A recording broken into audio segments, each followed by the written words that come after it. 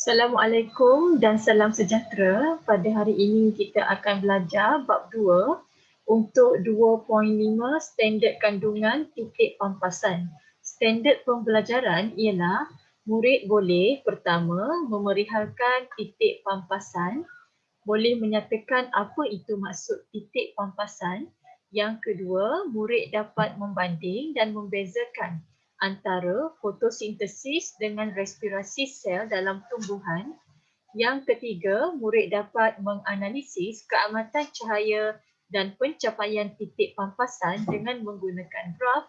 Yang keempat, murid dapat meramalkan kesan kadar fotosintesis dan kadar respirasi sel yang kekal pada titik pampasan terhadap pertumbuhan dan tumbuhan. Jadi boleh rujuk buku teks pada muka surat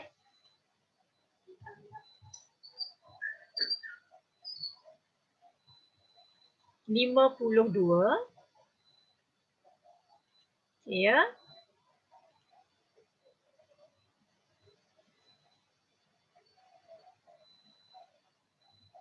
Titik pampasan. Apa yang dimaksudkan dengan titik pampasan? Titik pampasan ialah di mana kadar fotosintesis adalah sama dengan kadar respirasi. Jadi kita dah belajar tentang fotosintesis di mana tumbuhan akan menggunakan dalam tindak balas bersandarkan cahaya, ia akan menggunakan cahaya matahari, kemudian ia akan membebaskan gas oksigen dan juga air. Dan juga dalam tindak balas bersandarkan cahaya tu ada juga digunakan air. Jadi di sini untuk keseluruhan proses fotosintesis merangkumi tindak balas bersandarkan cahaya dan tindak balas tidak bersandarkan cahaya. Jadi fotosintesis bahan mentah yang digunakan ialah karbon dioksida. Dan fotosintesis ia akan membebaskan gas oksigen. Jadi dan juga ia akan menghasilkan glukosa. Terbalik dengan respirasi di mana dalam proses respirasi tumbuhan akan menggunakan gas oksigen dan akan membebaskan gas karbon dioksida. Jadi di sini tumbuhan membuat dua proses. Satu proses fotosintesis, yang kedua membuat proses respirasi. Berbeza dengan manusia, kita hanya buat respirasi sahaja. Kita tak buat fotosintesis. Jadi pada masa yang sama, fotosintesis tumbuhan ni, ia membebaskan oksigen dan pada masa yang sama, tumbuhan ni akan ambil semula oksigen tadi untuk membuat respirasi. Jadi, glukosa yang dihasilkan dalam fotosintesis digunakan dalam respirasi tumbuhan. Jadi selain daripada tumbuhan ni menggunakan oksigen dalam respirasi, tumbuhan juga akan menggunakan glukosa. Jadi untuk apa respirasi ini? Untuk menjana tenaga. Di mana dalam proses respirasi sel, glukosa dan oksigen akan digunakan di mana oksigen akan mengoksidakan glukosa bagi menghasilkan tenaga, karbon dioksida dan juga air. Jadi konsep di sini para pelajar kena ingat, pertama, untuk respirasi, ia akan menggunakan glukosa dan juga oksigen dan membebaskan gas CO2. Dan ada jugalah dibebaskan tenaga dan juga air. Tapi di sini kita nak pegang kepada yang pentingnya CO2. Di mana CO2 tu akan diambil semula oleh tumbuhan untuk dijadikan untuk membuat fotosintesis bagi menghasilkan glukosa dan juga oksigen. Jadi perkara ni dia akan macam cycle lah kita. Yang ni kamu dah belajar dulu masa sains tingkatan 1 untuk proses fotosintesis dan juga respirasi. Apa yang pentingnya tumbuhan ni dibuat fotosintesis? Sebab dia nak menghasilkan glukosa, betul? Dan glukosa ni sebenarnya penting dia untuk digunakan dalam pertumbuhan tumbuhan lah. Jadi kalau glukosa ni berkurang, maka tumbuhan ni tak boleh nak bertumbuh lah. Hasil tanaman akan berkurang. Okey. Jadi di sini yang inilah yang kita katakan macam kita tu. Okey, tengok bila gambar kloroplas, ia merujuk kepada dalam kloroplas ada klorofil yang akan menyerap cahaya matahari. Jadi di sini kloroplas ini adalah tapak sintesis glukosa lah kan. Maksudnya ia akan terlibat. Kloroplas ni fungsi dia akan menyerap cahaya matahari bagi menjalankan fotosintesis. Okey. Jadi di sini ia memerlukan air, tenaga cahaya dan juga gas karbon dioksida. Dan proses fotosintesis ni ia akan membebaskan oksigen dan juga glukosa yang mana akan diserap semula oleh tumbuhan untuk menjalankan respirasi sel yang berlaku dalam mitokondria bagi menjana tenaga. Dan juga akan membebaskan air dan juga CO2. Kemudian diambil balik oleh pokok tumbuhan untuk membuat fotosintesis. Bebaskan oksigen glukosa, diambil balik oleh tumbuhan untuk buat respirasi. So ia akan berkitar lah, saling digunakan. Okay. Jadi di sini macam semalam teacher dah bagi tahu keamatan cahaya ni bila semakin meningkat ia akan meningkatkan kadar fotosintesis. Okey, ini adalah graf keamatan cahaya dan titik pampasan kat mana titik pampasan ni? Bila mana dikatakan kadar fotosintesis adalah sama dengan kadar respirasi. Okay, tengok kepada graf ni Jadi kalau kamu tengok di paksi X ni, keamatan cahaya semakin meningkat. Bila keamatan cahaya semakin meningkat, kadar fotosintesis akan meningkat. Tapi jangan lupa, tumbuhan ni dia sentiasa bernafas. Dia sentiasa menjalankan respirasi. Kenapa? Sebab nak menjana tenaga. Jadi ketika mana ada keamatan cahaya, tumbuhan ni buat fotosintesis, pada masa yang sama juga tumbuhan ini akan berrespirasi. Okey, cuba kamu tengok dekat paksi Y ni. Ke atas pengambilan karbon dioksida bertambah. Okey, cuba fikir. Apa proses yang menggunakan CO2? Yang mengambil CO2. Yang menggunakan CO2 iaitu proses fotosintesis. Okey. Kemudian pengambilan CO2 ni berkurang. Maksudnya CO2 ni masih lagi ambil lah. Tapi di sini kemungkinan besar kadar fotosintesis tu dia semakin meningkat kan. Okey, di sini tengok balik Bila keamatan cahaya ni rendah, maka kadar fotosintesis itu rendah. Jadi pengambilan CO2 pun berkuranglah. Pada masa ni tumbuhan sentiasa berrespirasi. Jadi kalau pengambilan CO2 ni dia merujuk kepada proses fotosintesis. Kalau pembebasan CO2 barulah merujuk kepada proses respirasi. Okey. Cuba kita tengok semakin meningkat keamatan cahaya, kita nampak di sini maksudnya semakin diambil CO2 tu. CO2 tu semakin bertambah diambil. Nampak tak dia semakin menaik ni? Bila semakin menaik ni maksudnya pengambilan CO2 semakin bertambah. Sebab apa? Sebab bila keamatan cahaya ni meningkat, kadar fotosintesis akan meningkat. Dan fotosintesis ni dia akan menggunakan gas karbon dioksida. Sebab itulah lebih pengambilan CO2 berlaku. Sehinggalah pada masa ni kalau kamu nampak titik di sini, maksudnya zero ni. Zero pengambilan CO2 daripada persekitaran. Maksudnya persekitaran Kenapa? Kerana pada titik pampasan ni kadar fotosintesis adalah sama dengan kadar respirasi.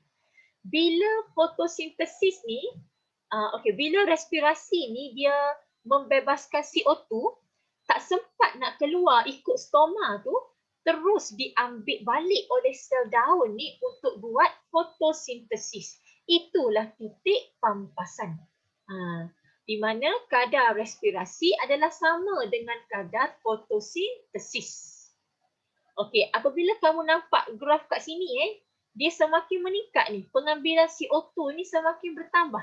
Melepasi titik pampasan ni kita nampak di sini dah tak cukup dah CO2 yang dalam sel daun tu, yang dalam keratan dalam daun tu kan.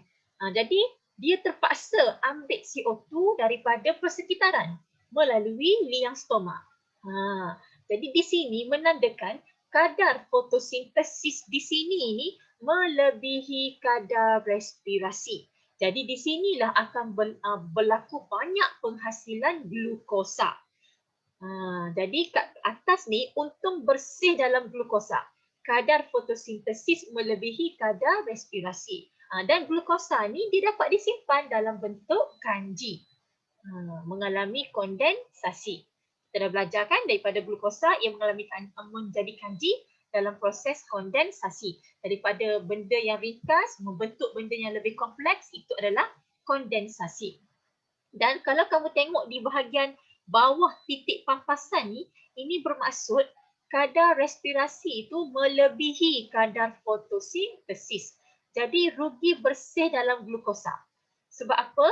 Walaupun ada di sini berlaku sedikit fotosintesis, terhasilnya glukosa, tapi glukosa ni digunakan dalam proses respirasi lebih cepat berbanding yang dihasilkan oleh fotosintesis.